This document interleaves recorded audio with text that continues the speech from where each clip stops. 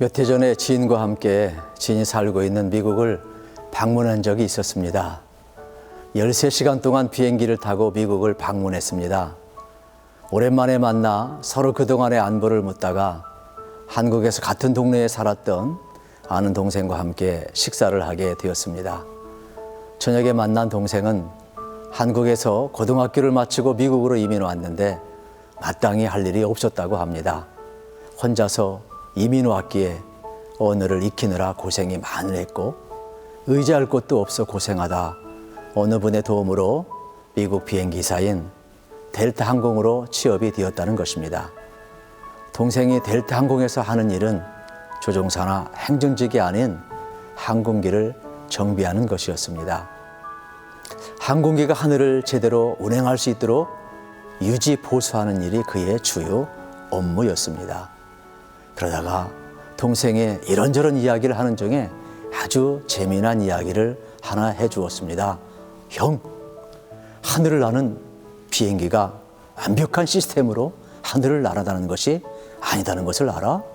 저는 깜짝 놀랐어요. 무슨 뚱딴지 같은 소리를 하느냐? 다시 한번 반문을 했습니다.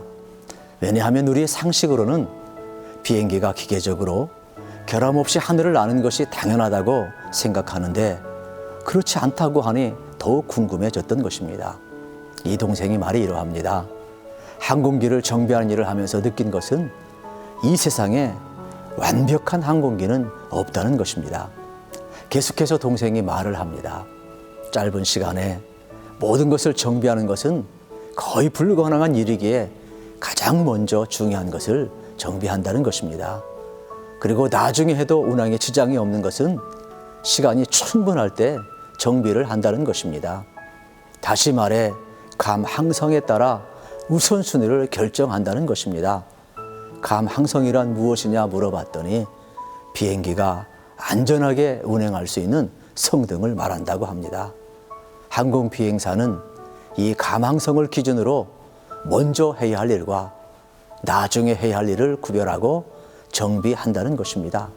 연료를 채우고 엔진에 이상이 있는지를 보고 이륙과 착륙 시에 모든 기계가 정상적으로 작동한지를 먼저 살핍니다. 그리고 승객의 안전에 필요한 부분을 먼저 수리하고 정비를 합니다.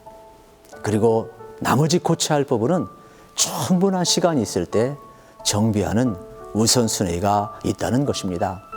가장 멀리 가장 비싼 티켓을 사서 비행기를 타고 갔지만 완벽한 비행기는 없다는 이야기는 우리 인간과도 비슷하다는 생각을 해보았습니다. 이 세상의 모든 사람은 완벽하고 완전한 사람은 없습니다. 겉으로 보기에는 멀쩡하고 학력도 좋고 매력이 있지만 그 속으로 돌아가 보면 연약한 부분이 많음을 보게 되는 것입니다.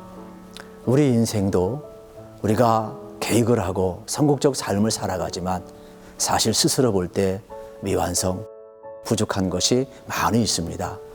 그러나 하나님의 눈에는, 하나님의 시선에는 우리를 통해 이루고자 하는 하나님의 목적과 영광이 있습니다.